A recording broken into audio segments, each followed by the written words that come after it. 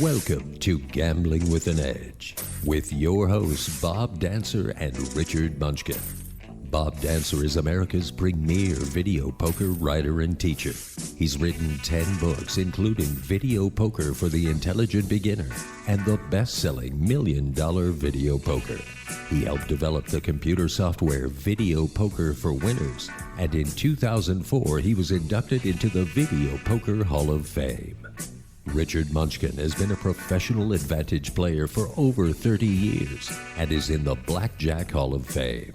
His book, Gambling Wizards, Conversations with the World's Greatest Gamblers, is a testament to the many ways you can succeed at gambling. The goal of the show is that you'll be a more knowledgeable gambler tomorrow than you were yesterday. And now, here are Bob and Richard. Good evening. Welcome to Gambling with an Edge. I'm Bob Dancer. And I'm Richard Munchkin. Our guest tonight is a member of the Blackjack Hall of Fame, although primarily he's known as an attorney who takes a lot of gambling cases. We'll be talking to Bob Nersesian in a few minutes. On last week's show, we said something that was incorrect. Richard actually said it, but he had no way of knowing at the time. It was Hard wrong. to believe. I knew, but I didn't speak up because I didn't process what he said fast enough. We were talking about the video poker cheating incident, where the players figured out a system of button moves that would allow a jackpot earned at, say, dollars to be paid off at $10. We were talking about how these players could have milked this for a lot more than they actually did. Richard's comment was that they should have hit one jackpot in a casino in a day and then move on, coming back to the original casino several days or months later. That way it could have lasted a pretty long time. While this struck me as being accurate when he said it, upon reflection, I don't think this would have worked so well. In 2012, which is when all this took place, very few casinos activated the double up feature, except by special player request, and very few players requested it. Even a guy who came in once a month to a place, it wouldn't take long to notice the pattern that when he requests the double up feature being turned on, he hits a jackpot in 30 minutes, then he leaves. And nobody else asks for the double up feature all month long. And then he comes back, asks for it turned on again, hits another big jackpot, and then leaves. That would be a pattern that wouldn't be too hard to for the casino to figure out. That said, it does seem like they could have milked it for more than they did, but it wouldn't have been as easy as they implied last week. Richard? Well, I disagree with you. First of all, I don't like the categorization of calling it the video poker cheating case. I'm not convinced they were cheating at all. I don't consider what they did to be cheating. But second of all, so I gather what you're saying is that if I ask for the double up feature to be turned on, as soon as I get up from the machine, it's going to be turned back off again, that someone will come by and turn it back off, and then I would have to come in and ask for it to be turned on again. Now, even if it were true that maybe they do turn it off at some point once it's been turned on, although I kind of find that hard to believe that the employees would be that diligent, I would be making enough money where I could easily afford to give someone a few $100 to go in and say, hey, go to that machine and ask for the double up feature to be turned on and play it for an hour. And I'll give you the money to play it for an hour, betting quarters or whatever. And now they get up from the machine, and now I go in and sit down and play it and hit my jackpot and move on. Well, you might be more clever about this than I am. You know, when you're making basically unlimited money, you can afford a lot of cover. All right, good. Good comeback. On a related subject, a listener emailed me about this case, which I consider cheating. Richard doesn't. He asked, number one, if I would have taken advantage of that bug had I become aware of it. And if so, would I use my player's card while playing? After all, I need to show ID for the W2G so that the casino would know who I was. It would basically be impossible for me to discover it. It requires hitting buttons in a certain order, and I don't know how I would find that. I don't go around hitting random sequences of buttons. When I play, it's always max coins, pick the cards to hold, and then hit the draw button. Another factor is that I'm not really interested in going to prison and developing a close personal relationship with an inmate named Bubba. My life works pretty well right now, and to risk what I have for some more money, which isn't that important to me, and add to the real chance that I would be incarcerated, no thank you. I know the two guys got off scot-free and got to keep the money, but it didn't have to turn out that way. There's some chance that I would cross some line that even Bob Nersesian couldn't keep me out of jail. No thanks. But if I were playing, I would not use a player's card. I would not want a record of how many hands I played and how much I won, because it's going to consistently show something like $400 coin in and $8,000 coin out. And the next time, $600 coin in and $10,000 coin out. And the next time, $200 coin in and $7,000 coin out. And this pattern is really recognizable to the casino. And so if I don't have a player's card, they know what my coin out is, but they don't know what my coin in is. Richard. Yeah, I mean, this is just ludicrous. I mean, again, you're making unlimited money. I mean, whatever amount you want, and you're going to use a card so you can get a free buffet or something? I mean, some of the buffets are pretty good, though. Yeah, jeez. I don't know. It's just mind-boggling to me that anybody would want to use a card in that right. situation. Change subjects. There's a car service called Uber, U-B-E-R. It's found in many cities around the country and the world, and they're trying to get it into Las Vegas, so far unsuccessfully. Richard, what do you know about this? I just saw the articles that Las Vegas is now, I guess, they're raising the taxi rates here 8%, making it the second most expensive taxi city in the United States. And I hear many complaints from people about the taxis in Vegas. So I was just happy to see that Uber is trying to get in here. I think it's a great service. Competition is a good thing. And, so, yeah, I'm a fan. Yeah, I was surprised at the rates going up. There are a lot of long taxis in line at many times of the day. I suppose at peak hours, you have to wait for a cab, but it seems to me there's excess cabs in Las Vegas, and that shouldn't justify prices going up. All right, OSN, Oregon Surveilling Networks. They report on counters and other people casinos don't want. Things have changed there. Richard, what's happening here? Well, yeah, I initially had heard that Jeff Murphy, who I guess was one of the founders of it, and now I believe is in surveillance at the Cosmo, I heard he had distanced himself from OSN and had started a new service called Red Hand. But now it appears that actually it may just still be OSN and they've changed their name to Red Hand. I don't know. There's a Red Hand. Now, if you go to the OSN website, it says Red Hand now. It's my understanding that it became Red Hand. So they just changed names. That's what I heard. Okay. Yeah. So I But wasn't... you say they, and that's the problem is you try and track down a they, and you can't find it. Right. You can't find them. Right. All right, that voice you're hearing is Bob Nersesian. Bob is arguably our most popular guest on the show. We've learned a lot about... Don't change off the script because of me. I'm sorry. I shouldn't have interrupted. No, it's better that you... I knew you wanted to jump in when we were talking about the video poker. We'll come back back I did to a that. little bit, Yeah, we'll come back to that. All right. Now, we've learned a lot about legal issues from him. So, Bob Nersesian, welcome back to Gambling with an Edge. You can't believe what a pleasure it is to be here when you guys invite me, but I think I'm wearing my welcome a little thin. Not close yet. Yeah, but, no. Not close yet. What are you doing next week? Yeah. So on this OSN, at least part of, they collect driver's licenses, passports. So one of the players asked us, is this legal to collect driver's license and passport numbers and distribute it to casinos? Well, they actually have scans. They have scans of the driver's license that they not only they distribute it to whoever, I guess, is a member. Anybody can log in and see those scans.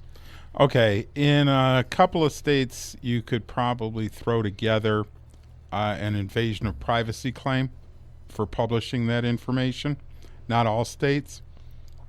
One of the things that might change that, though, is if your identification was stolen from you or surreptitiously taken by someone, or if they got it through, if the casino got it through inappropriate means and then provided it to OSN, you could probably stretch that out into a cause of action in pretty much all states. But if they got it by issuing you a player's card or something like that? Well, see, there's the problem with going and applying for a player's card. You permissively handed over that information or even that scan, and you didn't put any restrictions on it when you did so. Now, what about when, like, there are a lot of these casinos in the Midwest where to enter the casino you have to show an ID, and they stick it under something, and I don't know if they're taking a picture of it or what. Are you giving them permission to photograph your ID when you enter that casino?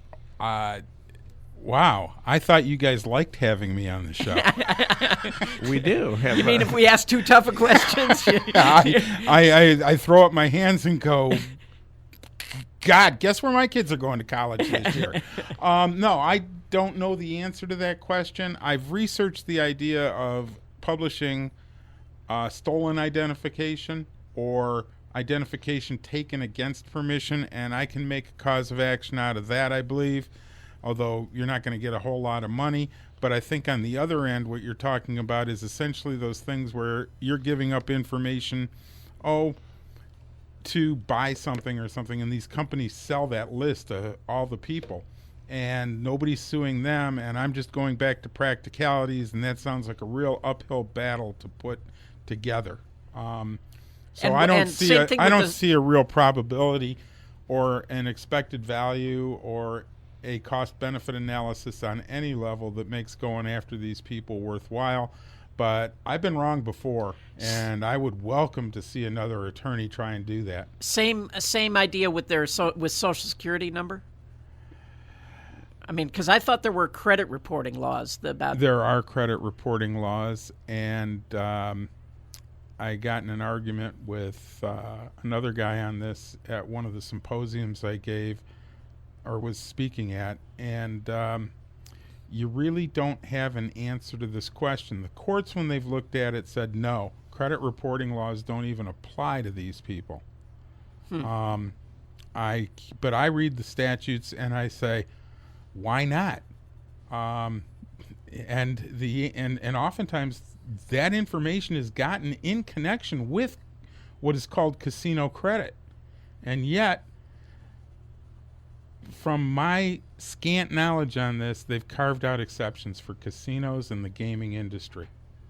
Do I like these purported services that go and throw people's names around? No. And you come to me and they've called you a cheater, and that word is in there, and I'll sue them for you. But right now, that seems to be about the threshold. Oh, and you also have to not be a cheater. Well, yeah. The truth is a good defense, it's right? It's always a defense. So what about a casino that, for example, you pull up into the parking lot, they grab your license plate number, and they call the local police and say, "Hey, whose car is this?" And the police are giving them that information. Okay, you've glommed onto something that I've had a real problem with for a long time, and I've even been looking for a while. I was looking for the right case. The right case never showed up. The police here in town would have, and I think this has stopped now, although I can't be positive because this kind of stuff works behind the scenes, if you will, but there was somebody on every shift with every casino in town in security that had an in to essentially call Metro and have a scope run on a person and get that information back. And I thought that cooperation was illegal in the extreme, unconstitutional, state action, invasion of privacy, and a number of other things. The police, I do know, absolutely loved it. There have been programs with hotels as well, where the police want as many names with information as they can get for tourists and gamblers and people in this town so that they can just run makes. They love the concept of, we have somebody here, we don't know who they are, but there's warrants out all over the place. Give us every name you can with all the information you can, or wherever we can, we'll require you to do this. And that way we get to run stuff. And if we run 1,000 names, that's just 1,000 little clicks on a computer. If 2 of them come back with a warrant, wow, we just made out. That's police. That's the police mentality. Nobody thinks about the 998 other people who are entitled to their privacy who just had it invaded through that process. I don't think that the police are doing it any longer, or gaming, I believe, also had a system with the casinos where they could get a scope run or a make, to use the term that is common throughout the country, run on anybody they asked about. And that case never made it to me with the right facts while I wanted it. So it's not tested yet, and I don't know that it will be tested because my latest information is they have stopped doing it. Now, I've read a number of articles. A number of states are talking about the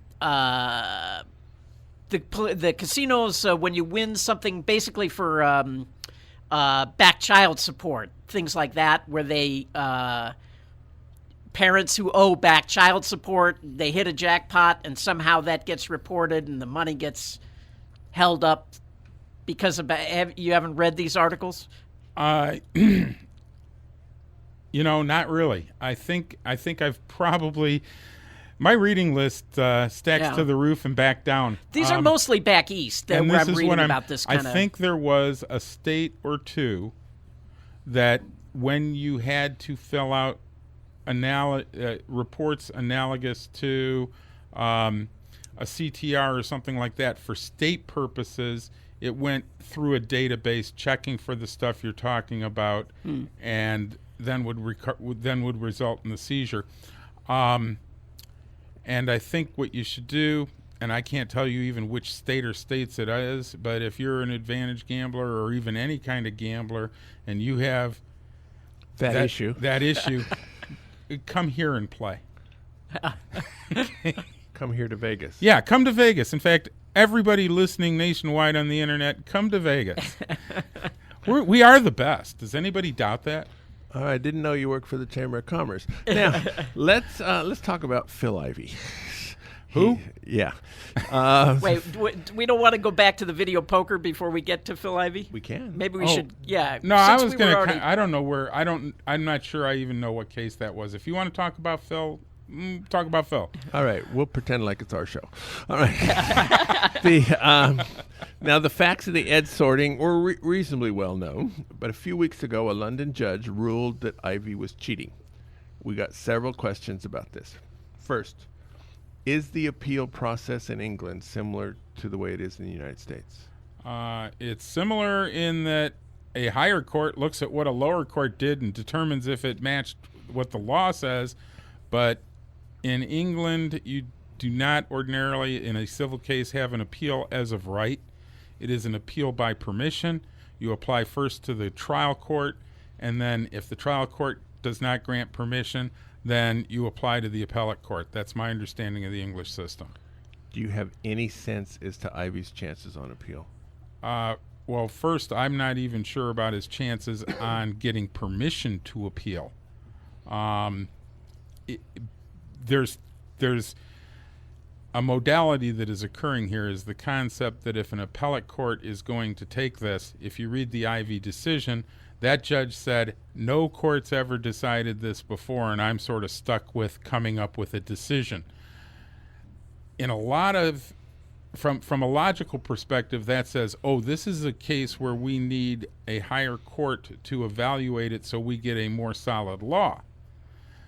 Oftentimes in appellate jurisdiction, the appellate court will look at something like that and go, wow, that's a snake in a basket, and I'm not going to touch it with a 10-foot pole. So you don't know what would happen, and you don't have you can't really tell whether or not the appellate court would want the appeal. There's things that balance each way. Concerning the results on appeal, I got to tell you, even though I disagree with the decision, I do not find that decision from that British judge to be poorly reasoned. I take issue with plenty of the stuff that he talks about, but I also think he got other stuff absolutely right. I'm surprised by some of the stuff I saw. For example, as you read the decision, you find out that both the plaintiff and the defendant presented to the court were essentially surveys of what is cheating and what is not cheating. And how curious is that we run the law, and a country that is so steeped in the rule of law has lawyers that think, okay, the right presentation is to present the court with a poll. That's antithetical to the rule of law. That's antithetical to the entire concept of Western civilization and our laws, and we get our laws from Great Britain. So, but the judge did say, I'm not going to look at that. He got it. Yeah. The craziest part to me, though, was that you had the casinos expert saying, essentially, well, we surveyed 9 casinos and 8 of them thought this was cheating. Go figure. Oh, yeah, surprise. Yeah. And they thought that was going to sway the court. Well, Elliot Jacobson talked to hundreds of advantaged players, and they didn't think it was cheating. Okay. What a surprise. Yeah, there's the same converse. Or there it is in the converse. It's that. So other things on the decision that I found troubling were, for example, the judge relied on statutes to determine what the common law rule was, which this is going to bore the devil out of your listeners, but the common law is the law that reason has made up and the courts have established. It's court-made law. Statutory law is made by legislatures. You don't look at statutory law for common law. You look at court cases for common law. The judge also said that there's no history to determine what cheating is. There is plenty of history that says wagering is a contract. There's probably 100 cases in the English reports and 1,000 cases in the American reporters. Wagering is a contract. Wow, they just defined that whole body of law that you look to for your rules, the common law rules of contract. And then as long as I'm espousing and standing up here on my soapbox, I think that the biggest thing missed, and the judge didn't miss it, he talked about it, and I've talked about it on your show before, this is a game.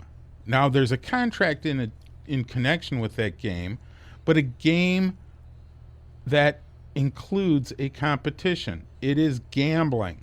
Gambling includes poker. Gambling includes horse racing. Well, some people would say poker's not gambling, but that's... But it is. Yeah. Yeah, that's the Potter Stewart definition of pornography. You know it when you see it. Well, you know gambling when you see it too, and poker's gambling. In any event, you use your wiles at all of those games, but we've gotten away from using wiles on what are commonly thought of as table games, and players play them rote, etc. But that's not the case. History says you're allowed to use your wiles at any game. What you're not allowed to do is cheat, which is to alter the cards, or nobody would doubt that throwing in an extra ace or pass posting or any of those other things that actually involve the player manipulating their own odds through things that are not allowed in the game. But that's not what these people did. They manipulated through logic and their appearances, etc., a dealer to do something different.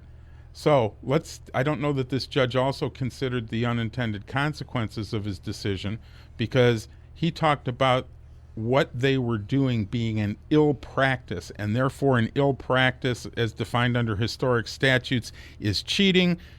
if you are cheating, you have violated the terms of the game and you can't collect, therefore no collection. But I want to highlight on that term ill practice because he highlighted on it in this decision. I don't think American jurisprudence will accept that decision. I don't know that this comes over the pond, if you will. But what we have with that ill practice is a concept that can now be used the other way too. And the other thing we don't have is any definition or standard for what an ill practice is. So now anytime a player wins and the casino still has their money, there will be a colorable ability for the casino to say, I'm not paying you. On the converse, if ill practice is cheating, this is a decision that will provide precedent in Western civilization, which includes the United States, which is a common law jurisdiction, that when they feed you drinks and bring new markers to the table, they've undertaken an ill practice. And under the Ivey decision, you can probably say, I don't owe those markers. And I gotta believe that nobody, including this judge, ever thought of that. But I think it's right on point with his decision. And I think that unless this is fixed, there's going to be some pretty gross ramifications around all common law countries if this standard is accepted. Well, he also mentioned deception, that there was deception involved. And, I mean, so it would seem to me every poker player that ever loses because somebody bluffed him can say, I don't have to pay because there was deception. If I didn't get to that point, I apologize. That was part of my overly long thought that probably got rolled over because you're absolutely right. This is what I'm talking about with this being a competition. Deception is part of the game. Affectations are part of the game. You know, if you want somebody to think you got a bad hand, you slap yourself on the forehead. Okay? Yeah. And that's cheating, or might be now. Holy crud. That might be a tell we could pick up on after a while. Well, you can watch me at a poker game. Never mind. Well, no, you're in the Blackjack Hall of Fame. Yeah, but I've never left a table with a dime. Table games players, I mean, often will act like they're drunk, right? So that the casino will be less suspicious of them, right? Well, that's deception. So now they would be able to say, we don't have to pay. You deceived us.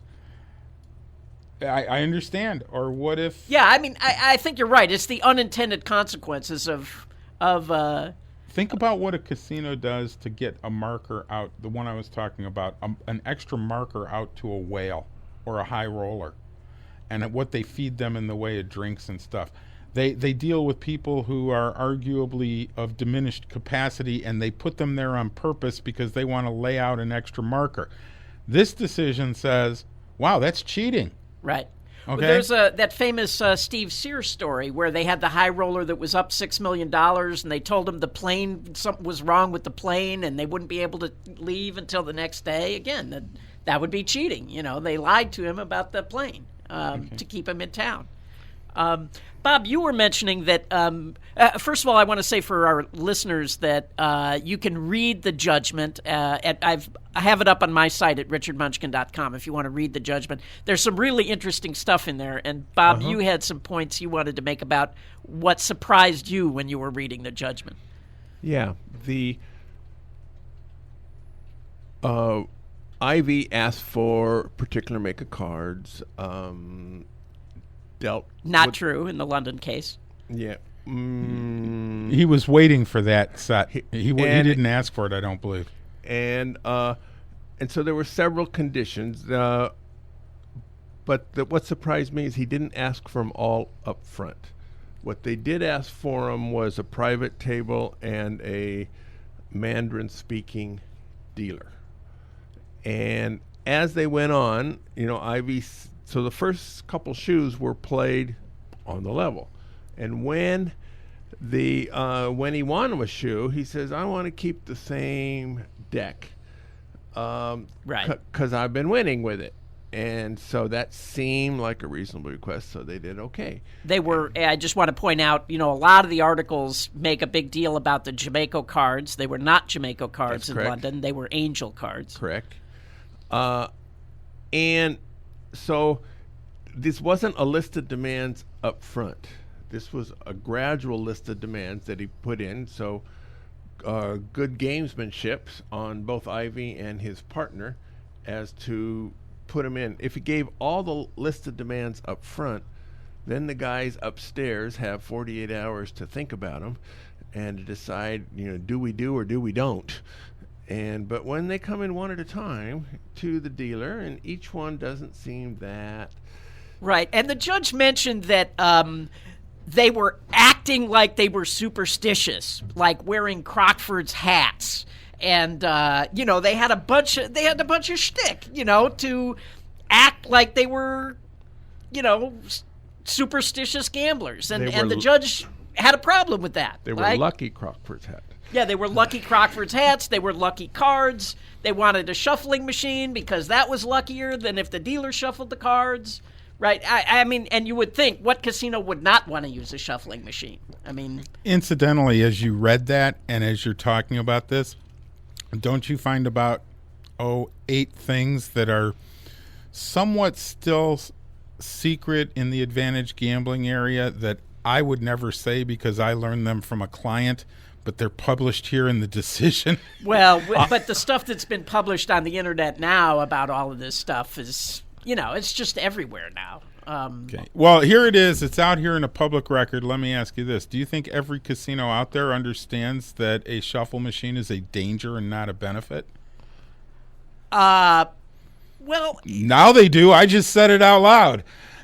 But actually, it isn't. I mean... Well, it isn't if you know how to prevent it, and this case also tells you how to prevent it from being a danger. Yeah, but so does, the website that we were of the guy the expert witness. I mean, he publishes all kinds of stuff about this on his website. So this is one of those moves that will be no good for another 10 or 15 years until everybody forgets about it again.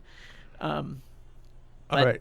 Does this have any relevance at all to the Atlantic City case, which is similar? The Atlantic City lawyers immediately petitioned the court to accept this ruling. Now, I would assume if it had gone the other way, Ivey's lawyers would have done the same thing. Does the court care about the case in England? Well, it is persuasive precedent. People don't realize this, and most lawyers practicing very rarely do this as well. But in the gambling area, I have cited repeatedly British Commonwealth cases to support positions I have. I've cited, I think you had something to do with Blackjack Forum, didn't you? Yeah. Yeah. I've cited your write-up on Tommy Highland in Canada and that court's decision. Actually, I've cited that court's decision, and my cite is to Blackjack Forum because that's where it is. I didn't write that article. Arnold wrote that, I think. But yeah. Well, there's somebody who belongs in the Blackjack Hall of Fame. Arnold Snyder? And you too. Isn't he there? Yeah, he's there. No, I'm not saying he wasn't. I'm comparing to me like I'm still wondering why I'm there. So it is persuasive precedent. I would suggest, and hopefully there are lawyers involved in that at least will take up some of my opinions or maybe look at them and maybe even hopefully listen to this show a little bit. But while this is persuasive precedent, I think the biggest error this court made is to reach a conclusion that there is something called common law cheating that is a legal doctrine that allows you to not pay a wager. Contract law already has the reasons, and part of those reasons, and I'm going to highlight that, include usage of trade and common practices in an industry. And those are read into contracts, and gamesmanship is part of the wagering contract. The judge even recognized that and then failed to apply it. All right.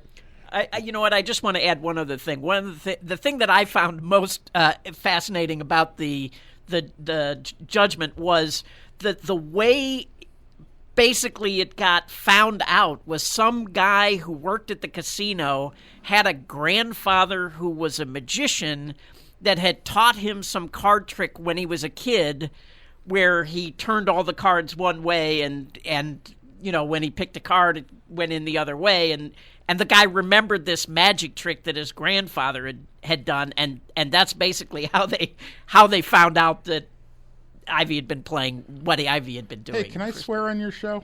No, we're on live radio. Okay, well then that's bullpucky. Bullpucky. All right, that's not on a list of 7 words. Yeah, and the reason it is because edge sorting has been published for years and years and years, and once it starts getting looked at, I'm never surprised by how ignorant casino personnel are, or how ignorant even gaming government personnel are about what's going on and how hard it is for them to discover it. But it is not so hard that you can watch what Phil was doing at that table, looking for how it was working after you discovered it happened, and not find it. But not only that, So I mean, he had done this in Macau. He had done it to places in Las Vegas. And Bill Zender had already written about it before he went and played in Atlantic City and in This is what I'm saying. It's been published, and yeah, it's in Bill Zender's. I'm talking about the actual move where he actually exactly what they did. Oh. Bill Zender wrote about exactly what they did here Talking in Las the dealer Vegas into it? before it ever happened in Atlantic City and London. And do they not read? I mean, do they not pay attention to their own industry? And Well, I haven't seen. This is in Forte's book, right? yeah. And I know that it's in Zender's. It's in John Scarney's book that was written in the 60s. Well, and Zender's first book for game protection for the casino executive, or whatever it is. Card counting for the casino executive. Yeah, well, it's in. Okay, his second book then also included other ideas. yeah, and advantage play for the casino Yes, executive. and yeah. edge sorting was in there, and that book's from what, 89? Yeah, I don't remember, but You know? yeah. So it's not like it. Well, same thing. So since it's not like some miracle, this guy is talking about his grandpa and the card trick to try and put some down-home spin on it for the judge, and to make it look like this is not something that we would normally see. Of course, once they saw and once they looked at the tapes, they knew. Another thing that surprises me, and this was an oh holy bullpucky moment, Yeah. or an oh holy pucky moment, is they have audio on their tables. Oh, yeah. In The England. English casinos have audio on. Yeah. Everybody knows that? Well, professional players know it. Oh, I didn't know it. Yeah. I'm like, goodness gracious, where did that come from? Yep. All right. Different subject. 7. Oh my God, we're almost out of time, and we haven't Asset forfeiture. Before you started coming on the show, I was generally unaware that police across the country stop cars, search them for money, and confiscate the money. our highway robbers. Now I'm seeing such cases all over the place. Are these cases more common than they were, say, 5 years ago, or is it just that I'm more aware of it than I was 5 years ago? You're more aware of it than you were 5 years ago. It's been going on forever. I mean, the entire concept goes back to the privateers and the Revolutionary War, and asset forfeiture has always been there. Then in the 80s, it became a moneymaker for the government as the drug industry grew. They saw this as a tool, and that's when it exploded. And you have seen it, you just haven't noticed it. I'm going to give you an example, I think from the 80s, that made national news, and that was the charter plane with the pot seed in the do you recall this now? I was shaking my head. No. Yes, okay. That doesn't work, does it? Well, shaking your head works. Okay. Well, the federal government tried to forfeit an entire aircraft and another time a yacht, big one, because somebody, unknown who, was careless enough on those methods of transportation to leave some remnants of cannabis. Oh, holy crud. Let's get us a yacht because of it's not called a joint. What's the little short roach? Joint? A roach in an ashtray. So I've heard. See, yeah, me too. Obviously, I've never had experience because I didn't know the word. All right. Now, so if you're carrying money and you're driving across the country, I'm assuming $1,000 a pretty safe amount, as normal people could have that, whatever that means. I'm assuming 50,000 is a lot. Is there a number? Nope. So would 5,000 probably be too much? Probably not, but 1,000 might still get taken. Yeah, it also depends on your ethnicity and your age, right? I mean, I heard many cases in Texas and Louisiana where they were targeting Hispanics, and they would take $1,500 or, small amounts because, they knew that there was very little chance that the people would try to get the money back. So again, the small amounts. And I also understand that if you give them any indication that you're somebody who would have a lot of money in the car, even if they know where that's from, and I would cite the Fiore case, the one we've talked about before, once they know you have a lot of money, you're going to find somebody who's going to try and take it and say that you're a drug dealer or you're a money launderer or something along those lines. I think there was somebody named Lawrence that had a question that you promised you were going to ask. I was just going to say, yes, our producer wanted to know if they pull you over and say, are you carrying a lot of money, is it okay to lie and say no? No. So what should you say? Is it wise to say yes? No. What you should say, and you should be consistent with this right from the very beginning, here's my license, here's my registration. Where are you going? Here's my license, here's my registration. What time did you start out on the road? Here's my license, here's my registration. Are you married? Here's my license, here's my registration. Okay? Be the guy who got picked up by the Nazis after he jumped out of his airplane in World War II. Name, rank, and serial number. If you have a large amount of money in your car, that should be it. Don't fall into any circumstance where you're in a conversation with this guy. Don't try to look like his friend. Don't try to schmooze him away from your car. Okay? Now, it sounds like as I say that may be an indication to him that there's something he should look at. It might be. Okay? But at least then you have the colorable statement that I never gave him any reason because all I did was cooperate and provide him what I was supposed to provide him, and refusal to answer questions, since it is a constitutional right, can never be grounds for a further search. There's plenty of case law on that. So your answer is, here's my license, here's my registration. Seriously. Good. So now now we know they have you get out of the car and they say, you don't mind if we search the car. You say, absolutely, I do not give you permission to search the car. Never, ever, ever.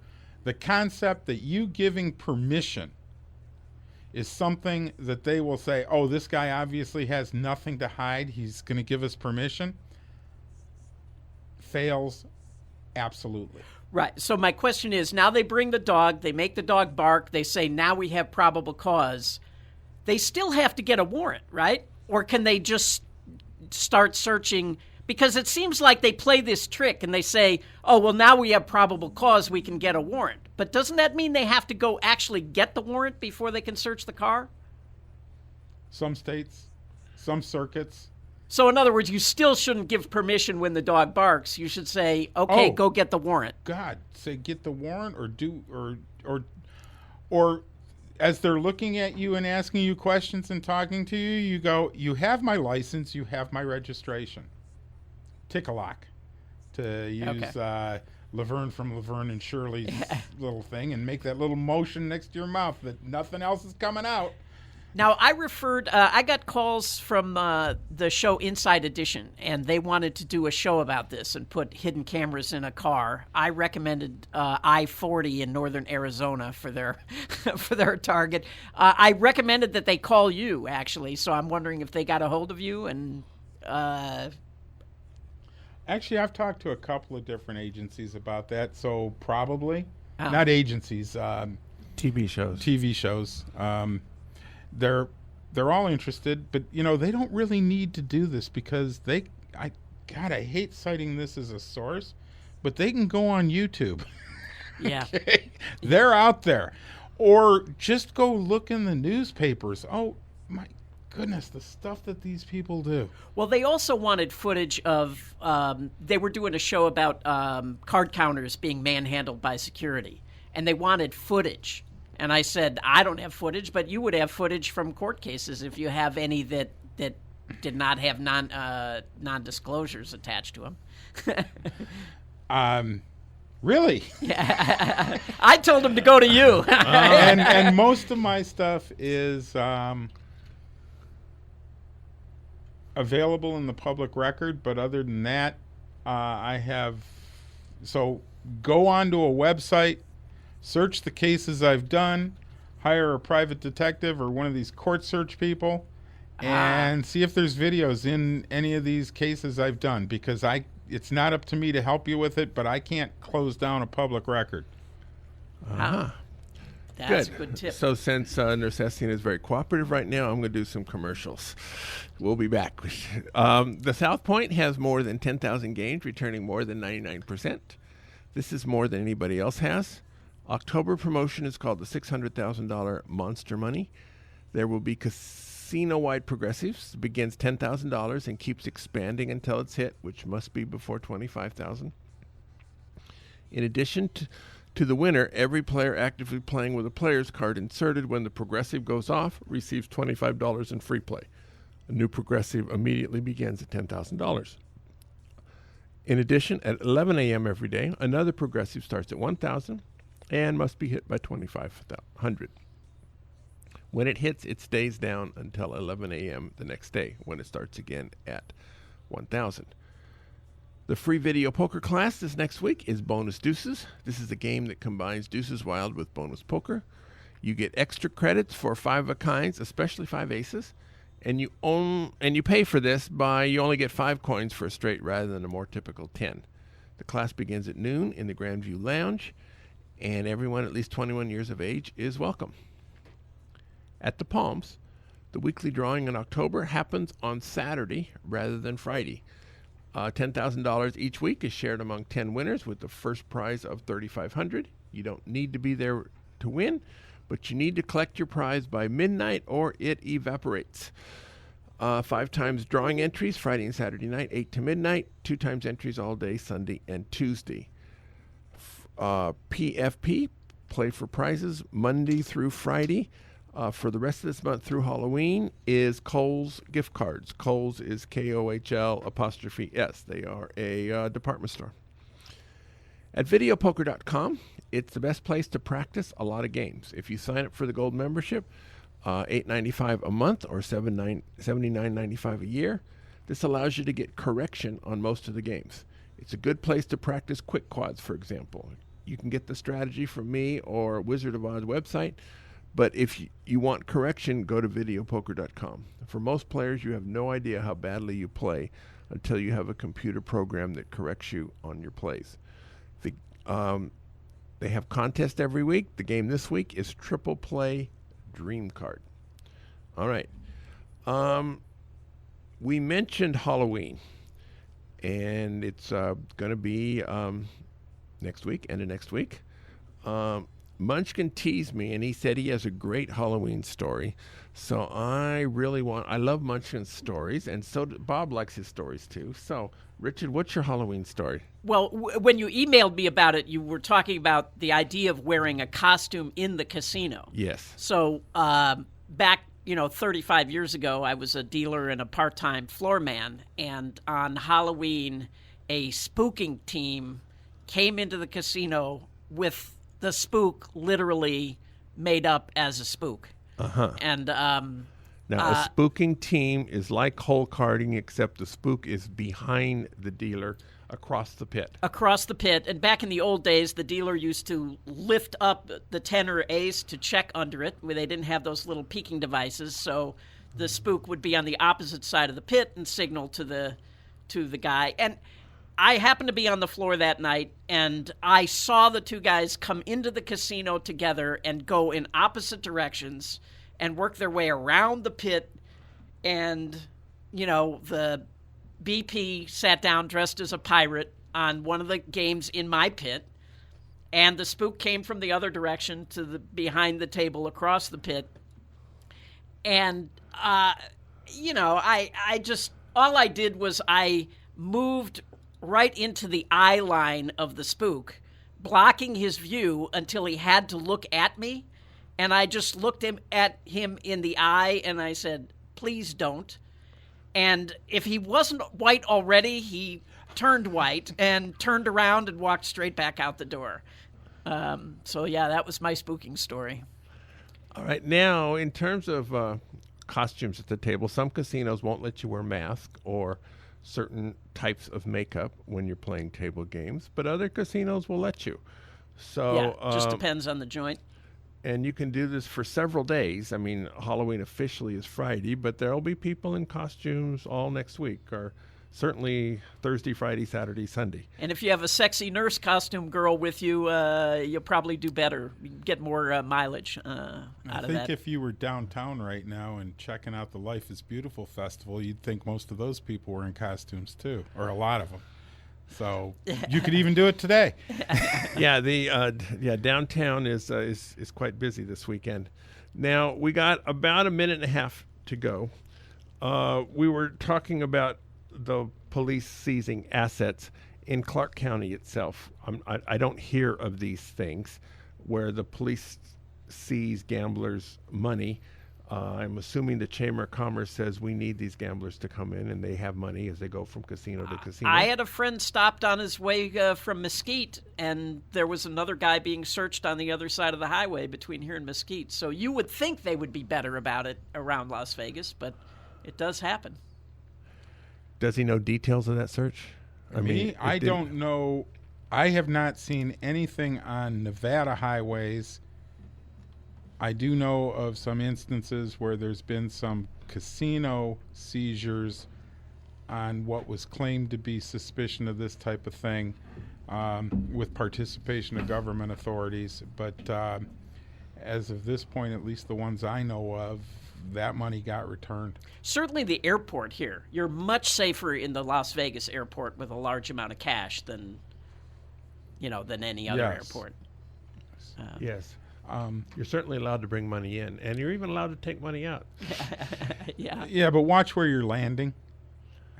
Are there particular airports you would say definitely don't fly into Omaha or something? I just made that up. Well, just from my own anecdotal experience, we're going to hold that question for next time. But Atlanta, good. All right. Go out and hit lots of royal flushes, everybody. Good night. Good night. You've been listening to Gambling with an Edge with your hosts Bob Dancer and Richard Munchkin.